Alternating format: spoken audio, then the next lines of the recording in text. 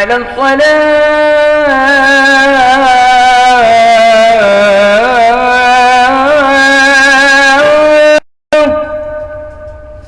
حي على الصلاة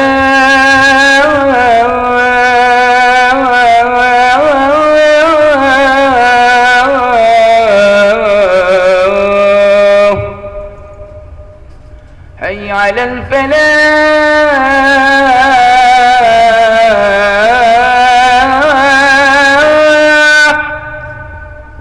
حي على الفلاح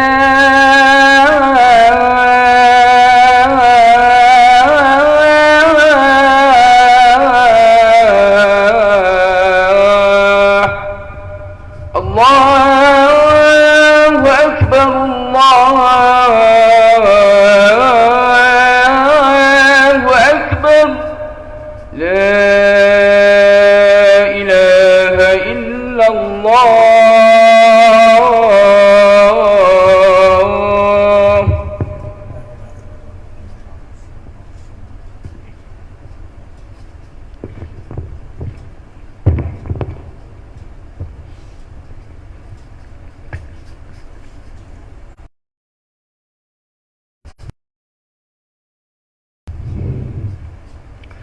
الحمد لله القائل ومن آياته أن خلق لكم من أنفسكم أزواجا لتسكنوا إليها وجعل بينكم مودة ورحمة إن في ذلك لآيات لقوم يتفكرون. أشهد أن لا إله إلا الله وحده لا شريك له وأشهد أن محمدا عبده ورسوله.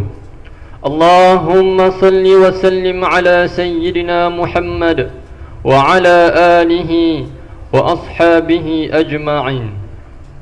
أما بعد، فيا أيها المسلمون اتقوا الله، أوصيكم وإياي بتقوى الله، فقد فاز المتقون. قال الله تعالى: يا أيها الذين آمنوا اتقوا الله حق تقاته لا تموتن إلا وأنتم مسلمون. Muslimin yang dirahmati Allah sekalian, saya menyuruh agar kita bersama-sama meningkatkan ketakwaan kita kepada Allah Subhanahu wa Ta'ala dengan melaksanakan segala perintahnya dan meninggalkan segala larangannya. Marilah kita memperbanyakkan zikir kepada Allah Subhanahu wa Ta'ala dan memperbanyakkan selawat serta salam ke atas junjungan besar Nabi Muhammad sallallahu alaihi wasallam, di samping sentiasa berusaha melaksanakan segala sunnahnya. Mudah-mudahan ianya akan memberikan manfaat kepada kita di dunia dan di akhirat. Mimbar Jumaat pada hari yang berbahagia ini akan menyampaikan khutbah yang bertajuk keutamaan menjaga keturunan. Hadirin yang dimuliakan Allah Subhanahu wa Ta'ala, Islam menggalakkan umatnya yang berkemampuan untuk berkahwin. Ia merupakan sunnah Nabi sallallahu alaihi wasallam yang boleh melangsungkan zuriat dan keturunan manusia di atas muka bumi ini sebagai khalifah. Perkahwinan ini bahkan membina keluarga bahagia berlandaskan syariat. Nabi sallallahu alaihi wasallam bersabda sebagaimana yang diriwayatkan daripada Aisyah radhiyallahu anha, "An-nikahu min sunnati, faman lam ya'mal bi sunnati falaysa minni." Nikah itu adalah sunnahku. Sesiapa yang tidak beramal dengan sunnahku bukan daripada aku. Riwayat Ibnu Majah. Daripada ikatan perkahwinan inilah akan berkembangnya keturunan yang membentuk satu keluarga. Keluarga ini pula akan terus berkembang menjadi satu ummah. Ini diiktiraf dan diakui oleh Islam, hasil daripada zuriat dan keturunan yang berdiri di atas akad nikah yang sah. Para tetamu Allah sekalian, menjaga atau memelihara keturunan daripada maqasid syariat, iaitu pensyariatan. Perkahwinan menjadi laluan utama ke arah menjaga keturunan. Dalam erti kata yang lain, perkahwinan bukan sekadar memberikan kenikmatan lahir dan batin sahaja, tetapi juga sebagai saluran untuk mendapatkan zuriat dan menyambung keturunan dengan cara yang sah. Firman Allah Subhanahu wa taala dalam surah An-Nisa ayat 1, Ya ayyuhan nasu attaqu rabbakum alladhi khalaqakum min nafsin wahidah wa khalaqa minha zawjaha wa batha minhuma rijalan katsiran wa nisaa'a.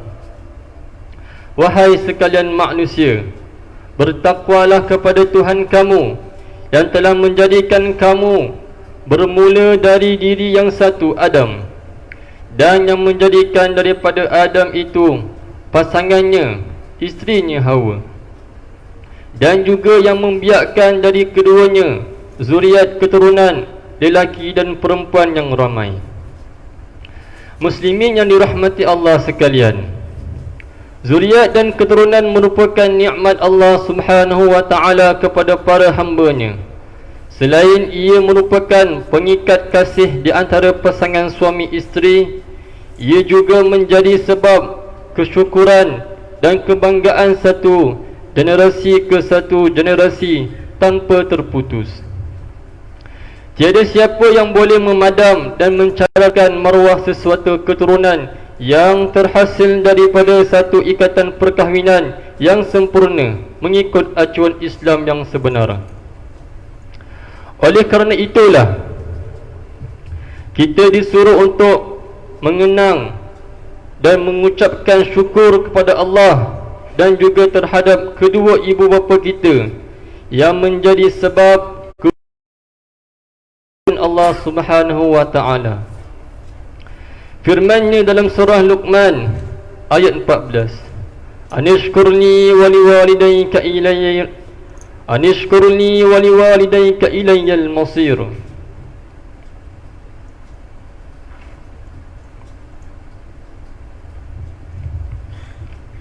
Anishkurni wa liwalidayka ilayyal masir. Dengan yang demikian, bersyukurlah kepada aku dan kepada kedua ibu bapamu, dan ingatlah kepada akulah jua tempat kembali untuk menerima balasan. Muslimin yang dikasihi Allah sekalian, kemuliaan keturunan dalam Islam hanya diterima daripada ikatan perkahwinan yang telah ditetapkan oleh syarak. Ini telah dijelaskan oleh Nabi sallallahu alaihi wasallam menjadi kaedah untuk menetapkan nasab keturunan bagi seseorang menerusi sabdanya, sebagaimana yang diriwayatkan oleh Aisyah radhiyallahu anha, Al-waladu lil firashi walil ahidil hajar. Anak itu dinasabkan kerana perkahwinan, dan bagi yang berzina ditahan hak nasabnya. Riwayat Muslim. Inilah keadilan Islam menerusi syariatnya yang merupakan cara hidup yang menaungi setiap tindakan manusia, bukannya mengikut gerak hati dan logik akalnya semata-mata. Mengikut hawa nafsu dan membelakangkan syariat hanya akan membawa kepada kerosakan dan kecelaruan keturunan yang. Bagi mengelakkan kecelaruan dalam keturunan umat Islam, Jawatan Kuasa Fatwa Selangor telah memutuskan keadaan-keadaan yang boleh menyebabkan status anak itu sebagai anak tidak sah taraf, iaitu yang pertama, anak yang dilahirkan tanpa nikah, sama ada hasil daripada zina, rogol atau melalui cara saintifik yang bertentangan dengan hukum syarak. Yang kedua, anak yang dilahirkan kurang daripada 6 bulan luar lahzah qamariyah dari waktu imkanud dukhul dan bukan hasil daripada persetubuhan syubhah. Dan yang ketiga, anak yang dilahirkan lebih daripada 6 bulan 2 lahzah qamariyah dari segi waktu imkanud dukhul selepas akad yang sah. Tetapi ada bukti dari segi syarak bahawa anak tersebut ialah anak tanpa nikah melalui ikrar pengakuan mereka yang berkenaan, yakni suami dan isteri tersebut atau salah seorang daripadanya, atau 4 orang saksi yang cukup syarat. Ini menunjukkan betapa isu nasab tidak boleh dipandang remeh, malah sangat dititik beratkan dalam Islam. Muslimi yang berbahagia, menurut tadi, Imam An-Nawawi telah menegaskan bahawa lelaki yang berzina tidak mempunyai hak nasab terhadap anak yang dilahirkan oleh pasangannya. Jelaslah kepada kita bahawa anak tidak sah taraf tidak boleh dibin atau dibentikan kepada bapa biologinya. Namun sekiranya ia dilakukan juga atas dasar apa sekalipun, walaupun menepati logik akal, maka ia boleh mengundang mudarat dan masalah yang lebih besar lagi. Antaranya, perkahwinan anak tidak sah taraf yang berwalikan bapa biologinya adalah tidak sah. Kesannya berlaku kerosakan dalam sistem keluarga akibat akad nikah yang tidak sah. Yang kedua, anak tidak sah taraf akan menuntut hak yang sama seperti anak-anak yang lain dalam harta pusaka, sedangkan dia tidak mewarisi dan diwarisi daripada bapa biologinya. Dia hanya mewarisi harta daripada ibunya sahaja. Jika terjadi, maka termasuk dalam kategori memakan harta orang lain dengan jalan yang batil. Yang ketiga, akan melahirkan umat yang celaru keturunannya kerana menasabkan seseorang kepada bukan keturunannya yang sebenar menurut syarak. Yang keempat, akan membawa kepada berleluasanya kelahiran anak tidak sah dalam masyarakat. Justru itu, berdasarkan mudarat dan kerosakan ini, maka hukum menasabkan anak tidak sah taraf kepada bapa biologinya adalah tidak diharuskan. Ini berdasarkan kaedah fiqh yang berbunyi Dar'ul mafasidi muqaddam ala jalbil masalih. Menghindarkan kerosakan lebih diutamakan daripada mencari kemaslahatan. Hadirin sidang Jumaat yang dirahmati Allah, sesungguhnya anak yang dilahirkan tidak menangnya yang berzina. Anak ini adalah dilahirkan fitrah. Islam mengiktiraf hak mereka dalam urusan pendidikan dan amal soleh. Oleh itu, khatib ingin menasihatkan umat Islam agar tidak memandang serong terhadap anak-anak tidak sah taraf.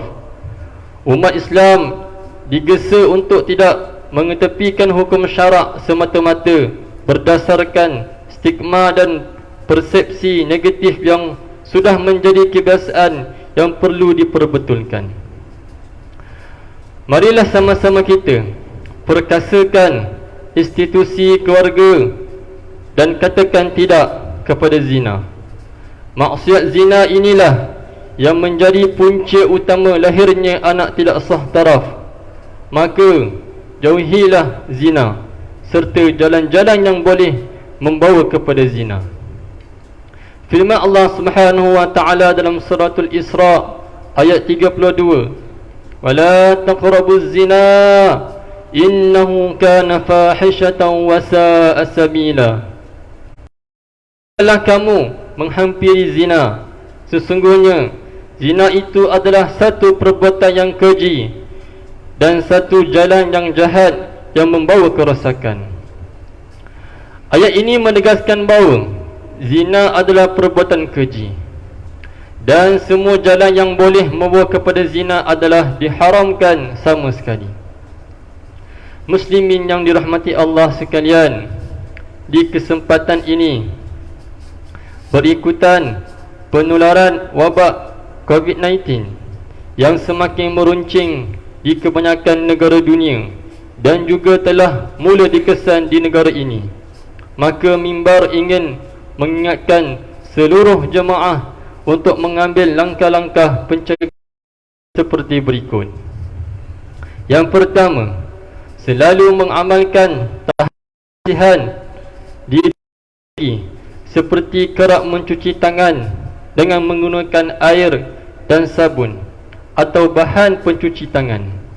Yang kedua, sentiasa menutup mulut dan hidung dengan tisu apabila batuk maupun bersin. Seterusnya, membasuh tangan dengan serta-merta. Yang ketiga, semasa dalam tempoh lawatan, sentiasa membawa bersama penutup mulut dan hidung serta bahan pencuci tangan untuk digunakan apabila perlu. Yang keempat, elakkan dari mengunjungi tempat tumpuan ramai dan tidak bergaul rapat dengan mana-mana individu yang bergejala. Yang kelima, elakkan dari melawat ke ladang haiwan, pasar yang menjual haiwan hidup, tempat sembelihan haiwan atau menyentuh sebarang jenis haiwan. Yang keenam, segera mendapatkan rawatan perubatan sekiranya jatuh sakit, iaitu mengalami gejala jangkitan saluran pernafasan seperti demam, batuk maupun kesukaran untuk bernafas, dalam tempoh 14 hari selepas pulang dari lawatan tersebut. Begitu juga maklumkan mengenai sejarah perjalanan dari negara yang terlibat kepada doktor yang merawat. Muslimi yang dirahmati Allah, mengakhiri khutbah minggu ini, khatib ingin berpesan kepada hadirin sekalian agar berpeganglah kepada pedoman-pedoman berikut. Yang pertama, umat Islam wajib kembali kepada petunjuk Al-Quran dan As-Sunnah agar selamat di dunia dan di akhirat. Yang kedua, mestilah mengutamakan dan menjaga keturunan dengan mengelakkan diri daripada sebarang perkara yang membawa kepada kecelaruan nasab dan keturunan. Yang ketiga, umat Islam hendaklah menjauhi maksiat zina dan semua jalan yang boleh mendorong kepada perbuatan zina. A'udzu billahi minasyaitonir rajim. Afa hukmal jahiliyyati yabghun wa man ahsanu minallahi hukman liqaumin yuqinun. Apakah hukum jahiliyah yang mereka kehendaki, dan hukum siapakah yang lebih baik daripada hukum Allah bagi orang yang yakin? Al-Maidah ayat 50. Barakallahu li wa lakum fil Qur'anil azim wa nafa'ani wa iyyakum bima fihi minal ayati wa dzikril hakim wa taqabbala minni wa minkum tilawatah innahu huwas sami'ul alim. أقول قولي هذا وأستغفر الله العظيم لي ولكم ولسائر المسلمين والمسلمات فاستغفروه إنه هو الغفور الرحيم.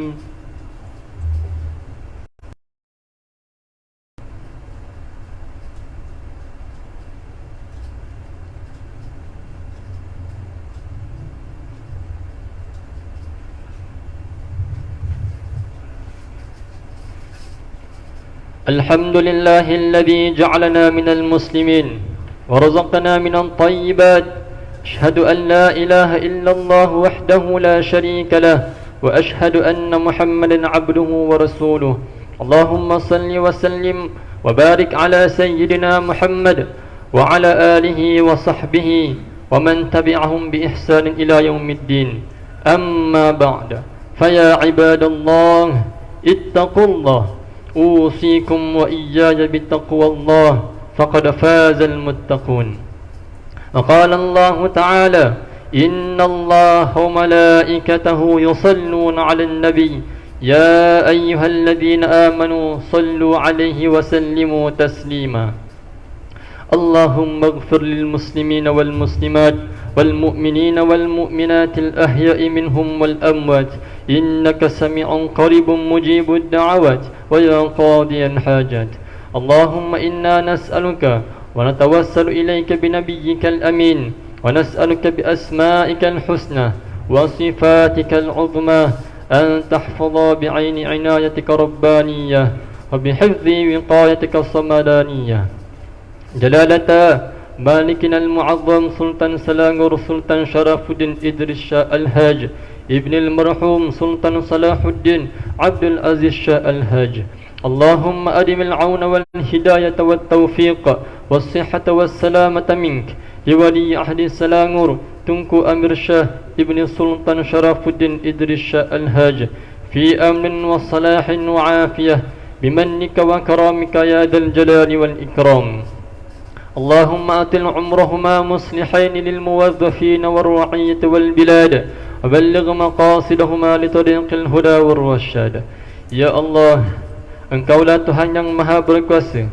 Kami bersyukur kehadrat-Mu yang telah mengurniakan rahmat dan keberkatan kepada negeri ini yang terus sejahtera dan maju serta rakyatnya bersatu padu di bawah naungan dan pimpinan Raja kami sebagai Ketua Agama Islam di negeri ini. Justru kami pohon tetapkanlah iman dan pegangan kami kepada ahli sunnah wal jamaah. Peliharalah kami daripada ajaran yang terkeluar daripada Islam seperti Ahmadiyah atau Qadiani dan ajaran-ajaran yang difatwakan sesat seperti Syiah dan pemikiran liberalisme dan pluralisme.